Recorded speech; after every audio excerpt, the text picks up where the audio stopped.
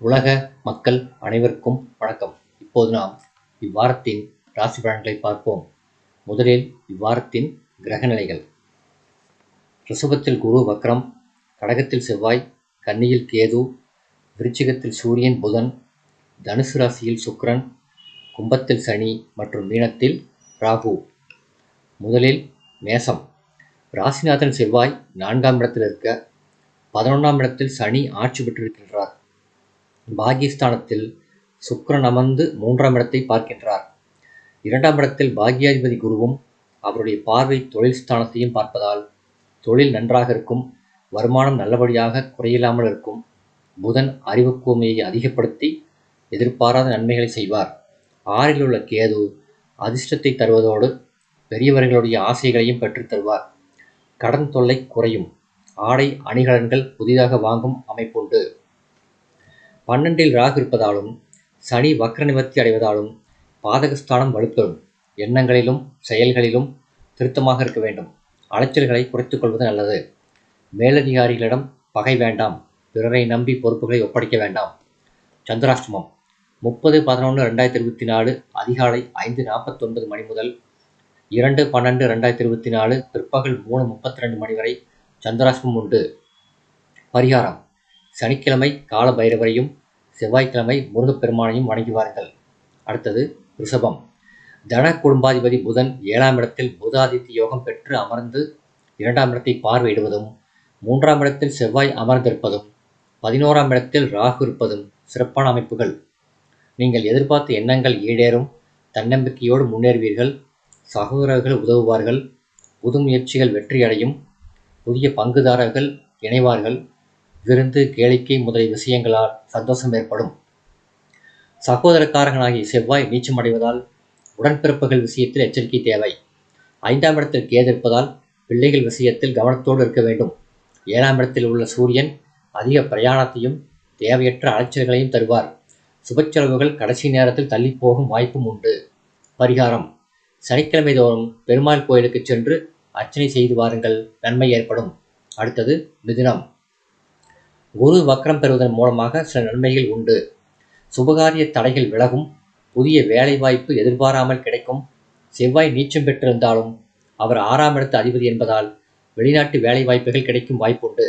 வக்கரகதியில் இருந்த சனி பகவான் வக்ர நிவர்த்தியாகி பாகிஸ்தானத்தில் பலம் பெறுவதால் இதுவரை இருந்த சிறிய இடர்பாடுகள் எல்லாம் நீங்கி முழுமையான நற்பலன்களை பெறுவீர்கள். புதன் பலம் பெறுவதால் வருவதை முன்கூட்டியே சிந்தித்து செயலாற்றி வெற்றி பெறும் வாய்ப்பு உண்டு.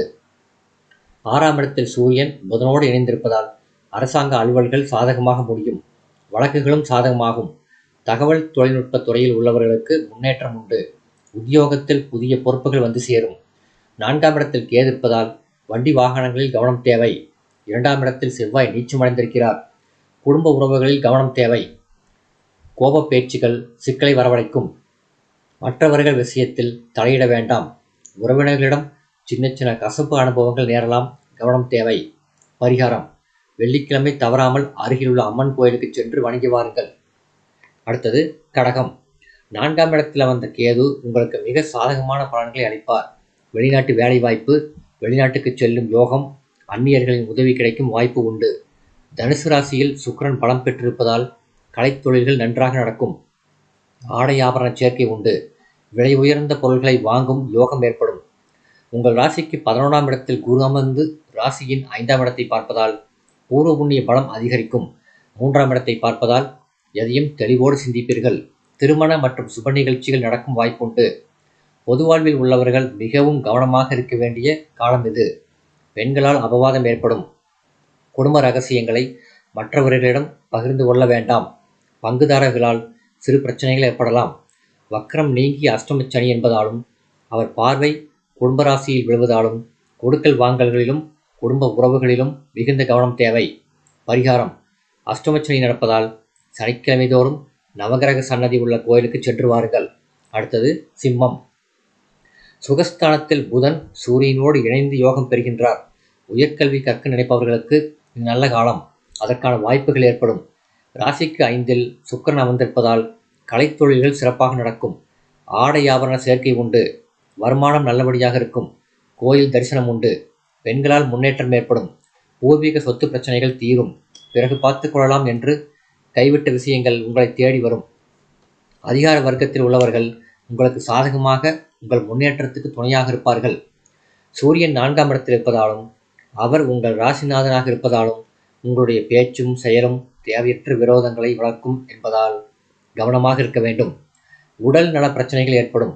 கலைஞர்களுக்கு வாய்ப்பு கிடைக்கும் என்றாலும் கூட அது கடைசி நேரத்தில் கைவிட்டு போய்விடும் என்பதால் விழிப்புணர்வோடு இருக்க வேண்டும். தொழில் போட்டிகள் ஏற்பட்டு நிம்மதி குறையும். பணம் கொடுக்கல் வாங்கல்களில் விவகாரங்கள் ஏற்படும். 11ஆம் இடத்தில் செவ்வாய் நீசத்தில் இருப்பதால் ரியல் எஸ்டேட், வீடு கட்டுதல் முதலிய துறைகளில் பிரச்சனைகளும் பின்னடைவும் ஏற்படும். பரிகாரம்: ராசிநாதன் சூரியன் பலவீனமாக இருப்பதால் ஞாயிறு காலை விரதமிருந்து சூரிய காயத்ரி சொல்லுங்கள். அடுத்தது கன்னி. பெரும்பாலான கிரக நிலைகள் இந்த வாரம் சற்று சாதகமில்லாத நிலையில்தான் இருக்கின்றன. எனவே பொதுவாக எல்லா விஷயங்களையும் நீங்கள் அவசரமின்றி அணுக வேண்டும். குரு வக்ர நிவர்த்தி பெற்றிருப்பதால் எதிர்பாராத சில நன்மைகள் உண்டு. தொழில் வளர்ச்சியில் இருந்த தடைகள் உங்கள் முயற்சியால் அகலும். புதிய இடம் வாங்கும் யோகம் உண்டு. உங்களை விட்டு விலகியவர்கள் உங்களை தேடி வருவதற்கு உங்கள் முயற்சிகள் அனுசரணையாக இருக்கும். சுபகாரியங்கள் நடப்பதற்கான வாய்ப்புகளும் உண்டு. உறவினர்கள் வருகையால் இல்லத்தில் மகிழ்ச்சி பொங்கும். 3ஆம் இடத்தில் அமர்ந்த சூரியன் உங்களுக்கு வெற்றிகளை பெற்றுத் தருவார். ஆத்ம பலம் அதிகரிக்கும். சில செயல்களை மிக விரைவாக முடிக்க வேண்டும் என்பதற்காக அவசரப்பட்டு பின்னால் அவதிப்படும் வாய்ப்பினை புதன் கொடுப்பார் என்பதால் கவனம் தேவை. ராசியில் கேது அமர்ந்திருப்பதாலும் 7ஆம் இடத்திலிருந்து ராகு ராசியை பார்ப்பதாலும் கணவன் மனைவி உறவுகள் சற்று பாதிக்கும். ஒருவருக்கொருவர் தவறான புரிதல் கொண்டு சண்டை போட்டுக் கொண்டிருப்பீர்கள். கடைசியில் விஷயம் ஒன்றும் இருக்காது. எனவே விட்டு கொடுத்து செல்ல வேண்டும். 24/11/2024 முதல் 27/11/2024 வரை ராசிக்குள் சந்திரன் நுழைகிறார். பரிகாரம்: லட்சுமி நரசிம்மரை வணங்குங்கள். உங்கள் பலவீனமான எண்ணங்களை மாற்றி வாழ்க்கையை சிக்கலின்றி நடத்தும் வலிமையான எண்ணங்களை தருவார். அடுத்தது துலாம். ராசிநாதன் 3ஆம் இடத்தில் அமர்ந்திருப்பது சௌக்கியமான இடம். சுக்கிரன் உங்கள் பாக்கியஸ்தானத்தையும் பார்ப்பதால் மிகுந்த நன்மைகள் ஏற்படும். 2இல் புதன் அமர்ந்திருப்பதும் 6ஆம் இடத்தில் ராகு அமர்ந்திருப்பதும் மிகச் சாதகமான அமைப்புகள். எதையும் விவேகத்தோடு செய்வீர்கள், வெற்றி பெறுவீர்கள். உடன் பிறந்தவர்களால் ஆதாயம் உண்டு. குடும்பத்தில் கலகலப்பான சூழ்நிலை நிலவும். பொருளாதாரம் உயரும். பத்திரிகை, தொழில்நுட்பத் துறையில் உள்ளவர்களுக்கு புதிய வாய்ப்புகள் கிடைக்கும். அதனை பயன்படுத்திக் கொள்ள வேண்டும். வெளிநாட்டிலிருந்து நல்ல செய்திகள் கிடைக்கும். புதிய வேலை வாய்ப்புகளும் உண்டு. குடும்பஸ்தானத்தில் சூரியன் இருப்பதால் தேவையற்ற மனக்கவலைக்கு இடம் தராதீர்கள். 5ஆம் இடத்தில் சனியும் 12ஆம் இடத்தில் உள்ள கேதுவும் மனதில் எப்பொழுதும் ஒரு நெருடலையும் தயக்கத்தையும் தந்து கொண்டிருக்கும். பிள்ளைகள் பற்றி கவலைகள் இருக்கும். தொழில் ஸ்தானத்தில் செவ்வாய் நீச்சமடைந்திருக்கிறார் என்பதை கவனத்தில் கொண்டு புதிய முயற்சிகளை சற்று தள்ளி வைக்க வேண்டும். 27/11/2024 முதல் 29/11/2024 வரை ராசிக்குள் சந்திரன் நுழைகிறார். பரிகாரம்: பெருமாள் கோயிலுக்கு சென்று அங்கு பெருமாளுக்கும் தாயாருக்கும் துளசி சாற்றி பிரதட்சணம் செய்து வாருங்கள். அடுத்தது விருச்சிகம். ராசியில் உங்கள் லாபாதிபதி புதன் அமர்ந்திருக்கிறார். சூரியனோடு சேர்ந்திருக்கிறார். உங்கள் 7ஆம் இடத்தை அவர் பார்க்கின்றார். புதிய பிரயாணங்களால் ஆதாயம் உண்டு. 11ஆம் இடத்தில் கேது அமர்ந்து நற்பலன்களை தருவார். எல்லாவற்றையும் விட குரு உங்கள் ராசியை பார்ப்பதால் மனதில் தெளிவும் செயலில் ஊக்கமும் பெரியோர்களின் ஆசையும் எப்பொழுதும் இருக்கும். சுக்கிரன் தன குடும்பஸ்தானத்தில் சஞ்சரிக்கிறார். 7க்குரியவன் 2ஆம் இடத்தில் சஞ்சரிப்பதும் நல்ல அமைப்பு. பணவரவு நன்றாக இருக்கும். எதிர்பார்த்த வரவுகள் வரும். நினைத்த காரியம் நடக்கும். தொழில் வியாபாரம் நன்றாக செயல்படும். புதிய ஒப்பந்தங்கள் வரும். கலைஞர்களுக்கு நல்ல வாய்ப்புகள் கிடைக்கும். ராசிநாதன் செவ்வாய் பலம் குறைந்திருக்கிறார். அவர் பாக்கியஸ்தானத்தில் இருந்தாலும் அவருடைய நீசகதி அவ்வப்பொழுது ஏதாவது ஒரு பிரச்சனையும் பதற்றத்தையும் தந்து கொண்டே இருக்கும். சூரியன் ராசியில் இருப்பதால் உடல்நிலை அவ்வப்பொழுது சற்று தளரும். தாயாரின் உடல்நிலையில் கவனம் செலுத்த வேண்டும். 29/11/2024 முதல் 2/12/2024 வரை ராசிக்குள் சந்திரன் நுழைகிறார். பரிகாரம்: சூரியன் பலம் குறைந்திருப்பதால் காலை சூரிய உதயத்தின் போது சூரிய நமஸ்காரம் செய்யுங்கள். அதோடு சூரிய காயத்ரி சொல்லி வாருங்கள். அடுத்தது தனுசு. ராசியில் சுக்கிரன் இருப்பது நல்ல அமைப்பு. அவர் உங்கள் 7ஆம் இடத்தை பார்ப்பதும் சிறப்பான பலனை தரும். மனைவியின் ஆலோசனை உங்களுக்கு சாதகமாக இருக்கும். அவர் மூலமாக ஆதாயம் அடையும் வாய்ப்பு உண்டு. ஒருவருக்கொருவர் இணைந்து செயல்பட்டால் வெற்றி நிச்சயம். 3ஆம் இடத்தில் உள்ள சனி அதைத்தான் சுட்டி காட்டுகின்றார். குரு வக்ரமடைந்திருந்தாலும் உங்கள் 2ஆம் இடத்தை அவர் பார்வையிடுவதால் பணச்சிக்கல்கள் இருக்காது. ஏதாவது ஒரு விதத்தில் உங்களுடைய தேவை பூர்த்தியாகிவிடும். பொதுவாகவே ராசிநாதன் எக்காரணத்தை கொண்டும் பலம் குறையக்கூடாது, வக்கரம் அடையக்கூடாது. அவை இரண்டும் தனுசு ராசிக்காரர்களுக்கு இருப்பதால் சில முயற்சிகள் கடைசி நேரத்தில் பின்னடைவை சந்திக்கும் அல்லது அந்த முயற்சியின் தோல்விக்கு அவர்களே காரணமாக இருப்பார்கள். ஏதாவது ஒரு தடை அவ்வப்பொழுது இருந்து கொண்டிருக்கும். வீடு மாற்றம் அல்லது வாகன மாற்றம் செய்யும் வாய்ப்பு உண்டு. பரிகாரம்: அஷ்டமி செவ்வாய் இருப்பதால் செவ்வாய்க்கிழமை முருகனை வணங்குங்கள். சிவப்பு மலர்கள் சாற்றி வழிபடுங்கள். அடுத்தது மகரம். ராசிக்கு 12இல் சுக்கிரன் அமர்ந்திருக்கின்றார். லாபஸ்தானத்தில் சூரியன் இருக்கின்றார். இவைகள் இரண்டும் மகராசிக்காரர்களுக்கு சாதகமான அமைப்புகள். சுபவிரயங்கள் வரும், அதற்கேற்ற வருமானமும் இருக்கும். குடும்பத்தில் உள்ளவர்கள் மன மகிழ்ச்சியோடு இருப்பார்கள். பாக்யாதிபதி புதன் லாபஸ்தானத்தில் இருப்பதும் அவர் சூரியனோடு இணைந்திருப்பதும் நல்ல அமைப்பு. அரசாங்க காரியங்கள் படிக்கும். அரசாங்க தேர்வுகள் வெற்றியை தரும். புதிய வேலை வாய்ப்புகளும் உண்டு. தர்ம காரியங்கள் செய்வதில் ஆர்வம் காட்டுவீர்கள். குரு 5ஆம் இடத்தில் வக்ரம் பெற்றிருக்கின்றார். அவர் உங்களுக்கு விரயஸ்தானத்துக்கு அதிபதியாவதால் என்ன முயற்சித்தாலும் சிறிய தடைகள் இருக்கும். நண்பர்களால் பிரச்சனைகள் வரலாம். பயணங்கள் அலைச்சலை தரலாம். எப்பொழுதும் மனதில் ஒரு ஆயாசமும் இடம் புரியாத கவலையும் இருந்து கொண்டே இருக்கும். அந்த கற்பனையான கவலைகளை வென்றெடுத்தால் உங்களுக்கு நிம்மதி தானாக வரும். சந்திராஷ்டமம் 22/11/2024 மாலை 4:57 மணி முதல் 25/11/2024 காலை 4:48 மணி வரை சந்திராஷ்டமம் உண்டு. சந்திராஷ்டம தினத்தில் பேச்சில் கவனமாக இருக்க வேண்டும். வாத பிரதிவாதங்களில் ஈடுபட வேண்டாம். பரிகாரம்: செவ்வாய் விரதமிருந்து முருகப்பெருமானை வழிபடுங்கள். அடுத்தது கும்பம். ராசியில் சனி வக்ரம் நீங்கி ஆட்சி பலத்தோடு இருக்கின்றார். ராசிநாதன் என்பதால் 7.5 சனியாக இருந்தாலும் மற்ற கிரகங்களால் இடர்பாடு வருமே தவிர அவரால் மிகப்பெரிய தொல்லை வருவதற்கு வாய்ப்பில்லை என்பது ஒரு நிம்மதி. 11ஆம் இடத்தில் சுக்கிரன் இருந்து உங்கள் 5ஆம் இடத்தை பார்ப்பதால் பூர்வ புண்ணிய ஸ்தானம் பலம் பெறுகிறது. கலைஞர்களுக்கு நல்ல வாய்ப்பும் பொருளாதாரமும் சிறப்பாக இருக்கும். ஆடை ஆபரண சேர்க்கை உண்டு. சிலர் லாபம் தருகின்ற வேலைக்கு மாறுவார்கள்.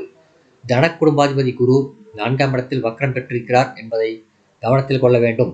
குடும்ப உறவுகளில் அவ்வப்பொழுது சிக்கல்கள் தலைகாட்டும். கொடுக்கல் வாங்கல்களில் தகராறுகள் வரலாம். புதியவர்களை நம்பி எந்த பொறுப்பும் ஒப்படைக்க முடியாது. வியாபார போட்டிகள் அதிகரிக்கும். சிலருக்கு தொழில் வேண்டாம், வேறு தொழில் செய்யலாம் என்கின்ற எண்ணமும் ஏற்படும். சந்திராஷ்டமம் 25/11/2024 காலை 4:49 மணி முதல் 27/11/2024 மாலை 5:52 மணி வரை சந்திராஷ்டமம் உண்டு. சந்திராஷ்டம தினத்தில் பேச்சில் கவனமாக இருக்க வேண்டும். வாத பிரதிவாதங்களில் எக்காரணத்தை கொண்டும் ஈடுபட வேண்டாம்.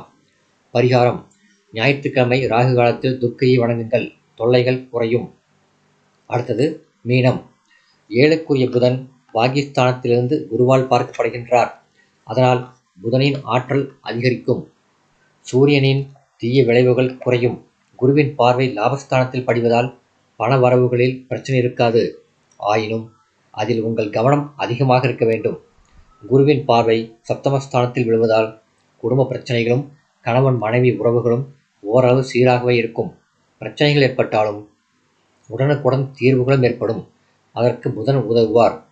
ராசியில் ராகு, 12இல் சனி, 3இல் ராசிநாதன் மறைவு, குடும்பாதிபதி செவ்வாய் நீசம், இப்படிப்பட்ட கிரக நிலைகளில் நீங்கள் மாட்டிக்கொண்டிருப்பதால் ஜான் ஏறினால் முழம் சறுக்கும் என்பது போலத்தான் இருக்கும். எனவேதான் ஒவ்வொரு அடியும் நீங்கள் எடுத்து வைக்க வேண்டும். கவனத்தோடு இருக்க வேண்டும். அதுவே பல தடைகளிலிருந்து உங்களை காப்பாற்றும். சந்திராஷ்டமம் 27/11/2024 மாலை 5:53 மணி முதல் 30/11/2024 அதிகாலை 5:48 மணி வரை சந்திராஷ்டமம் உண்டு.